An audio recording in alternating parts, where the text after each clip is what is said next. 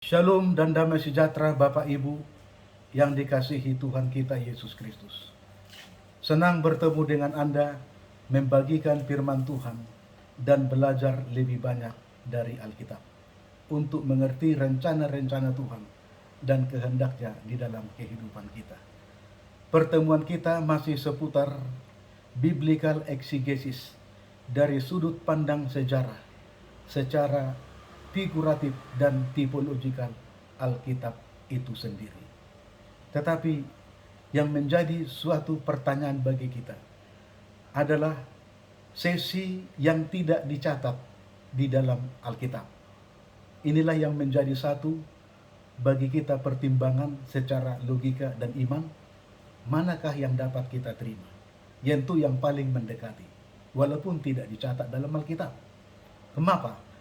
Karena banyak kaum awam bertanya kepada kami. Banyak orang dan sahabat-sahabat yang bertanya kepada kami, berapa lamakah Adam dan Hawa tinggal di Taman Eden sebelum mereka diusir dari Taman Eden? Atau berapa lama tinggal Adam dan Hawa di Eden sebelum jatuh ke dalam dosa? Atau kapan kejadian Adam dan Hawa itu jatuh ke dalam dosa di Taman Eden?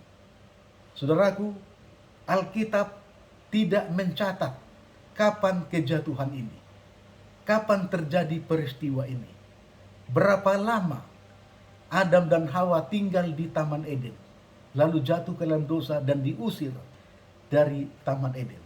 Kita tidak tahu mengapa Musa tidak menulis tentang peristiwa ini. Apakah tidak perlu atau memang terlewatkan, saudara-saudaraku? Ini sebuah misteri untuk Tuhan, sama seperti dosa itu sendiri adalah satu misteri, sulit untuk dijelaskan.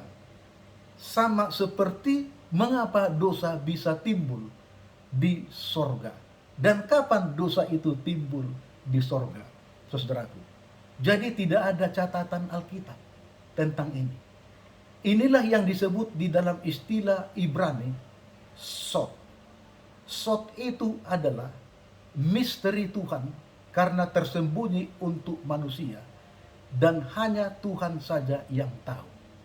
Tetapi dengan ilham Tuhan, dengan campur tangan Tuhan menerangi pikiran manusia, maka manusia bisa mengerti sedikit saja, saudaraku, walaupun tidak dicatat di dalam Alkitab.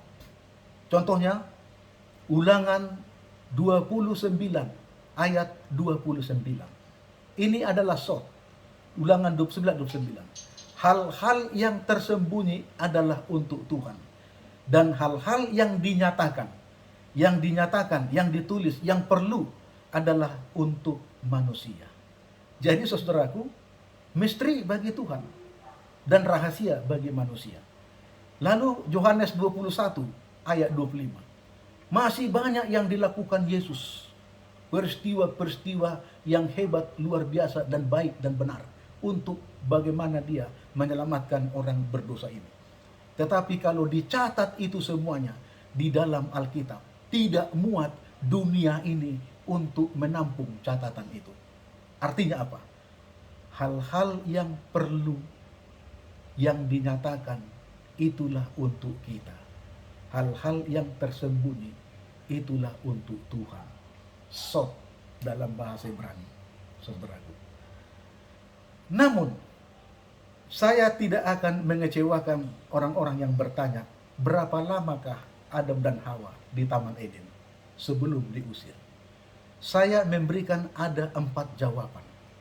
4 jawaban ini Bapak Ibu boleh pilih di mana yang paling mendekati secara logika dan iman percaya Anda. Artinya mana yang lebih berterima bagi iman Anda. Anda boleh pegang, saudaraku, walaupun tidak ada catatan Alkitab. Bahkan Roh Nubuat juga tidak menyebutkan tentang peristiwa ini. Hanya dikatakan di dalam sejarah para nabi halaman 65. Sebelum berdosa, leluhur kita yang pertama itu telah memelihara hari Sabat. Artinya pernah memelihara hari Sabat. Tapi berapa kali memelihara Sabat? Yang telah ditetapkan di Eden. Dan setelah mereka diusir dari Firdaus. Ingat, Taman Eden itu Firdaus juga. Rumah Tuhan juga, tempat Allah juga. Tata Allah juga, saudaraku. Mereka masih tetap terus memelihara kekudusan Sabat itu di luar Taman Eden. Di dalam buku Early Writings, hanya sekilas dikatakan, saudaraku, bumi kita ini masih segar bugar ketika keluar dari tangan Halik Sang Pencipta. Tetapi secepat itulah jatuh ke dalam dosa. Baru saja Adam dan Hawa menikmati keindahan dan kesegaran Taman Eden, harus dihalau dan diusir keluar dari rumah mereka yang indah di Taman Eden. Walaupun mereka memohon kepada Tuhan untuk diizinkan tinggal di rumah mereka di Eden dan berjanji untuk berlaku setia menuruti perintah-perintah dan hukum-hukum Tuhan. Tetapi Tuhan katakan, tidak boleh lagi kamu tinggal di sini. Karena citra Allah, peta Allah sudah rusak dan hilang dari karakter tabiat. Kenapa? Karena sudah jatuh ke dalam dosa. Jadi tidak jelas juga dua kutipan ini dari buku Secara Para Nabi dan juga buku Permulaan-Permulaan, tulisan-tulisan permulaan, saudaraku. Nah, kita tidak berspekulasi. Saya juga tidak menjawabnya dengan spekulasi. Saya hanya memberikan 4 pandangan yang saya bisa dapatkan penjelasan-penjelasan, baik di dalam Alkitab maupun di luar Alkitab, mana yang lebih berterima masuk ke logika. Memang saudaraku, iman itu juga harus menggunakan logika. Walaupun firman Tuhan itu harus tidak dipaksa dengan logika, tapi dengan iman, saudaraku. Ya, jadi coba dulu dengan pandangan ini mana yang lebih dekat. Dan saya juga tidak memaksa Anda untuk meyakini dan mempercayai, untuk menerima salah satu, tidak juga. Keputusan ada pada masing-masing kita. Tetapi pertanyaan orang, pertanyaan umat, pertanyaan teman kita harus jawab. Berapa lamakah Adam dan Hawa di Taman Eden sebelum mereka diusir dari Taman Eden karena jatuh ke dalam dosa? Pandangan yang pertama, 8 hari. 8 hari Adam dan Hawa di Taman Eden. Hari Jumat pertama di akhir pekerjaan itu sebelum Sabat, disitulah manusia diciptakan. Lalu dinikahkan oleh Tuhan menjadi keluarga baru. Ya, hari Jumat itu terjadi. Lalu Jumat depan, 1 minggu ke depan, Jumat. Jadi dari Jumat ke Jumat. Jumat pertama ini, Jumat ke depan itu 8 hari. Mereka sudah jatuh ke dalam dosa. Kalau apa yang dikatakan tulisan-tulisan permulaan tadi, bumi masih segar bugar keluar dari tangan Allah. Baru saja sejenak mereka menikmati keindahan dan kesegaran Taman Eden, mereka sudah jatuh ke dalam dosa dan diusir. Saudara-saudaraku. Dan mengapa 8 hari? Angka 8 itu penting di dalam Alkitab dan filsafat Judaism, agama orang Yahudi pada orang Israel, saudaraku. Alonso Tostado, tahun 1410 sampai 1445. Di dalam bukunya Tostatus Faith, mengatakan Adam jatuh ke dalam dosa pada hari ke-8 sejak dia diciptakan pada hari Jumat dan pernikahannya di hari Jumat itu. Berarti hari Jumat penciptaan pernikahan hanya 8 hari, berarti Jumat berekan itu adalah jatuh, saudaraku. Menurut Alonso Tostado dalam bukunya Tostatus faith, ya. Bapak-bapak gereja yang meyakini dan menerima pandangan ini adalah Irenaeus. Irenaeus itu adalah murid dari Polikarpus. Polikarpus murid daripada Yohanes yang kekasih yang dibuang ke Pulau Patmos. Kemudian Cyril, Epipanius, dan Origen percaya dan menerima pandangan 8 hari yang dikatakan oleh Alonso Tostado ini. Mengapa penting 8 hari itu, saudaraku? Karena orang Israel merayakan hari Pondok Daun, yaitu hari roti tidak beragi, 7 hari. Jadi setelah Paskah masuk 7 hari, hari raya roti tidak beragi. Tetapi hari ke-8 ditambahkan 1 hari lagi oleh Tuhan.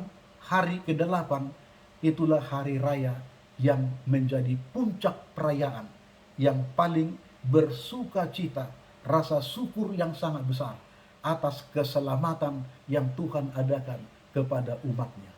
Inilah yang dipercayai, diyakini, dan dilakukan oleh bangsa Israel.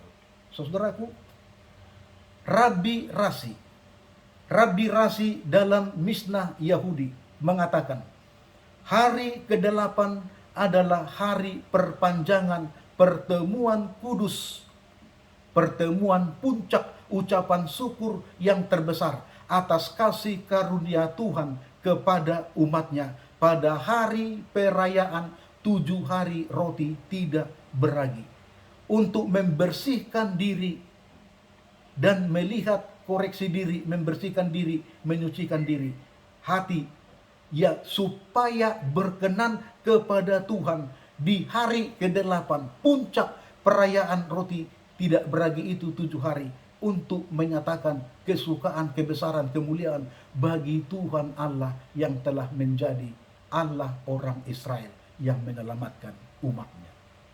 Luar biasa, saudaraku. 8 hari, ya, angka 8. Kalau kita membaca di dalam Keluaran pasal 12 ayat 3 sampai 12, Imamat 23 ayat 5 sampai 14, Ulangan 16 ayat 1 sampai 5. Mungkin ayat-ayat ini perlu Anda baca nanti. 3 hari raya utama bagi orang Israel. Yang pertama Paskah. Apa itu Paskah? Kematian Kristus di kayu salib Golgota. Di dalam Keluaran itu adalah Pesah, kelepasan bangsa Israel, kematian anak sulung orang Mesir. Ketika domba disembelih, darahnya dibubuhkan di tiang pintu dan di ambang pintu. Jadi setiap ada pintu, setiap ada darah di pintu, di tiang pintu dan ambang pintu, maka malaikat maut pada malam itu melewatkan rumah itu. Tapi yang tidak ada, maka binasalah anak sulung manusia dan anak sulung binatang bagi semua tanah Mesir. Jadi saudaraku, itu karya besar Tuhan untuk menyelamatkan orang Israel keluar dari Mesir, perbudakan Mesir menuju tanah perjanjian. Nah, Paskah yang dilambangkan Kristus adalah sebuah kelepasan, keselamatan dari perbudakan dosa, kejahatan dosa, untuk mendapatkan kehidupan yang kekal. Ya, nah setelah Paskah diikuti hari raya roti tidak beragi 7 hari dan 8 hari. Hari ke-8 adalah puncak perayaan besar. Apa yang disebut dengan istilah orang Yahudi Shemini Atseret. Shemini Atseret atau Yom Hashimini, ya, itu adalah puncak perayaan rasa syukur yang besar untuk sukacita, kemuliaan bagi Tuhan Allah Israel yang telah menyelamatkan umatnya dari segala dosa-dosa mereka. Lalu setelah itu apa? Saudaraku, diikuti hari raya Pentakosta. Jadi Paskah, Pondok Daun 7 hari, 8 hari, dan Pentakosta, saudara-saudaraku. Kalau kita membaca Kejadian 17 ayat 12, 21 ayat 4, dan Lukas 2 ayat 21, Yesus setelah lahir 8 hari wajib disunat menurut hukum Taurat dan adat istiadat orang Yahudi. Karena hari yang paling baik seorang bayi laki-laki disunat itu adalah 8 hari. Matius pasal 21 sampai 28 ayat 10. Ini pasal yang panjang. Ini yang disebut dengan minggu terakhir Yesus hidup di bumi dalam pelayanannya. Berapa hari? 8 hari. Pada hari Minggu yang pertama, Yesus dilantik menjadi raja, naik keledai pinjaman. Lalu dielu-elukan banyak orang. Hosana anak Daud, Hosana anak Daud, Hosana anak Daud. Tetapi hari Jumat, Yesus disalibkan. Sabat beristirahat. Minggu yang kedua, ya berarti dari minggu ke minggu, 8 hari Yesus tinggal di bumi. Minggu terakhir Yesus bangkit, saudara, dari kubur. Jadi tetap di sana ada 8 hari. Ya, minggu terakhir Yesus adalah 8 hari. Dari Gamatria, aksara Ibrani maupun Yunani. Dari Gamatria, aksara Yunani, Yesus itu adalah angka 8. 8, 8, saudara. Jadi Gamatria ini perhitungan angka berdasarkan aksara atau alfabet Yunani. Kalau kita hitung Yesus 8 hari. Ya, hari ke-8 dia bangkit. 8 simbol kemenangan dari maut, dari kejahatan, dari dosa. Jadi Yesus 8, 8, 8. Sabat 7, 7, 7.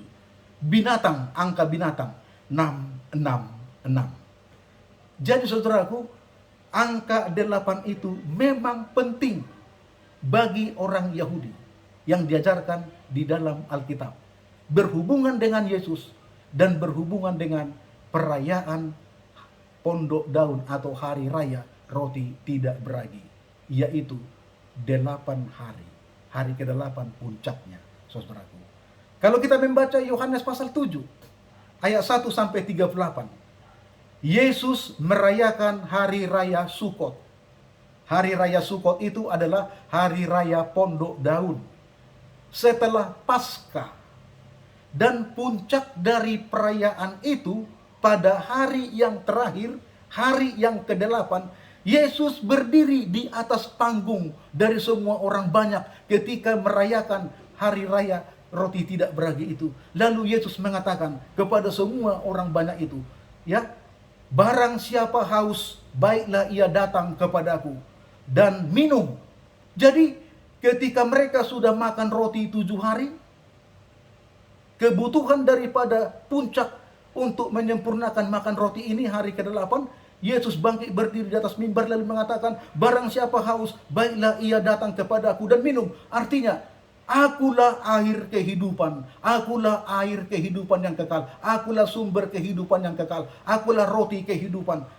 Saudaraku, itu dikatakan Yesus pada hari ke-8, puncak perayaan 7 hari, Hari Raya Roti Tidak Beragi. Inilah yang disebut dengan Mayim Hayir, Mayim Hayir, akulah air kehidupan bagi semua orang. Jadi ada hubungannya Bapak Ibu tentang kejatuhan dan keselamatan di hari yang ke-8. Pandangan yang pertama. Pandangan yang kedua, 40 hari Adam dan Hawa di Taman Eden, lalu jatuh ke dalam dosa dan diusir. Gambaran dan model 40 hari ini adalah 1. Hujan turun selama 40 hari. Hujan turun selama 40 hari. Peristiwa air bah membinasakan dunia karena dosa dan kejahatan. Berhubungan dengan Adam diusir karena dosa dan kejahatan. Ya, dari Taman Eden. Lalu berpuasa Musa 40 hari 40 malam untuk bertemu dengan Tuhan di atas Bukit Sinai, menerima 2 loh batu, hukum Allah yang 10 itu. Jadi 40 hari 40 malam. Kemudian 40 hari 40 malam Yesus berpuasa 40 hari 40 malam Yesus berpuasa untuk menahan selera. Di mana Adam dan Hawa tidak tahan menahan selera, tergiur dengan selera. Betapa enak dan indahnya buah itu lezat untuk dimakan. Dia nggak mampu menahan seleranya. Jadi ini gambaran 40 hari tinggal di Taman Eden, nggak dapat lagi mengendalikan selera. Sehingga dia ingin terus mau memakan buah itu. Dan puncak 40 hari itu, disitulah kejatuhannya. Karena Yesus mengatakan 40 hari setelah berpuasa, dia masih dapat mengendalikan seleranya. Ketika datang setan menawarkan, jadikanlah batu ini dengan roti, supaya engkau makan. Bukankah engkau lapar sekarang? Tapi Yesus menjawab, bukan dari setiap roti saja manusia hidup, tapi dari setiap firman yang keluar dari mulut Allah. Matius pasal 4, ayat 4. Saudara-saudaraku, setelah Yesus bangkit dari orang mati. Jadi hari Jumat dia wafat, dikuburkan, lalu dia istirahat saat bersabat, kemudian hari Minggu dia bangkit. Setelah Yesus bangkit dari kubur, Yesus masih tinggal bersama-sama dengan muridnya 40 hari lagi. Untuk apa? Untuk menajamkan iman mereka, untuk menyempurnakan pengajaran dan doktrin, supaya mereka mengerti tentang semua nubuatan dan tulisan kitab Taurat para nabi dan tulisan-tulisan perjanjian lama, bahwa semuanya berpusat kepada Kristus. Karena sebelumnya mereka belum mengerti betul. Kalau kita membaca di dalam Lukas pasal 24 ayat 25 sampai 47, Yesus mengatakan, alangkah bodohnya kamu, lamban sekali pikiranmu, kamu tidak mengerti bahwa seluruh hukum Taurat, kitab para nabi dan Mazmur itu semuanya menulis tentang aku. Jadi mereka tidak mengerti bahwa Yesus memang harus datang mati di kayu salib lalu bangkit pada hari ketiga dari kematiannya. Saudaraku, 40 hari cukup untuk memberikan penjelasan dan penyempurnaan pengajaran Yesus kepada murid-muridnya. Jadi inilah gambaran yang kedua, 40 hari. Lalu yang ketiga, pandangan yang ketiga mengatakan 4 tahun. Ada orang mengatakan 4 tahun. Adam lamanya di Taman Eden, lalu jatuh ke dalam dosa dan diusir keluar dari Taman Eden. Berdasarkan apa? Berdasarkan perhitungan waktu sejarah Alkitab yang dibuat oleh Archbishop Ussher.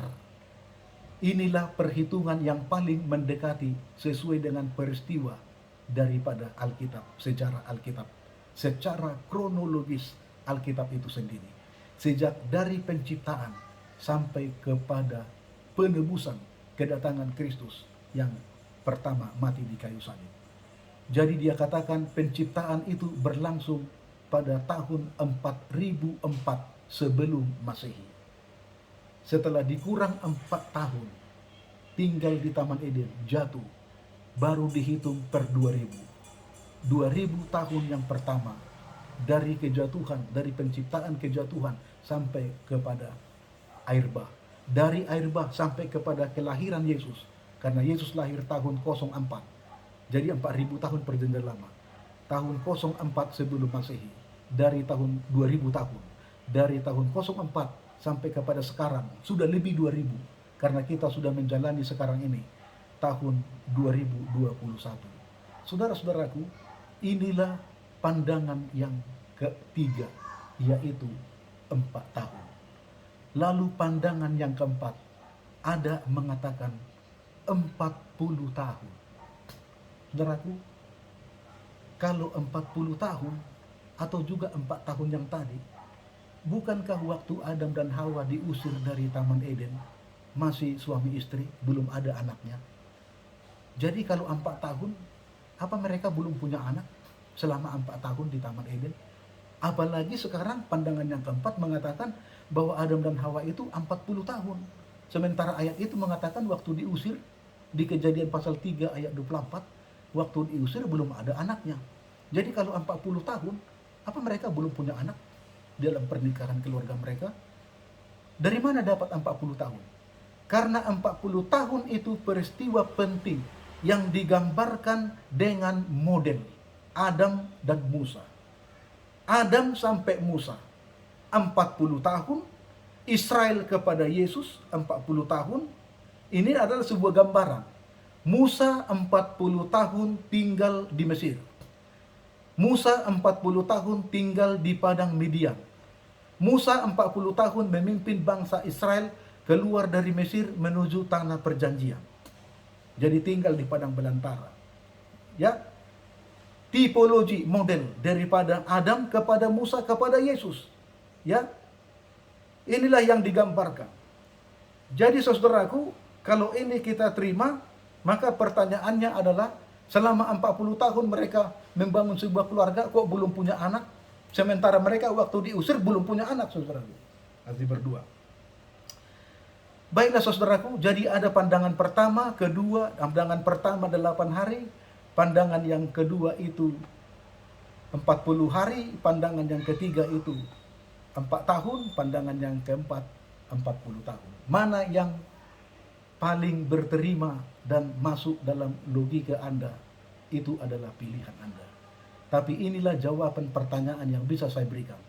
Ketika orang bertanya, berapa lamakah Adam dan Hawa tinggal di Taman Eden sebelum jatuh ke dalam dosa dan diusir keluar dari Taman Eden? Kiranya pelajaran ini berguna bagi kita. Terima kasih atas perhatian Anda, Bapak Ibu. Diberkati kita semuanya. Tuhan Yesus memberkati kita. Amin.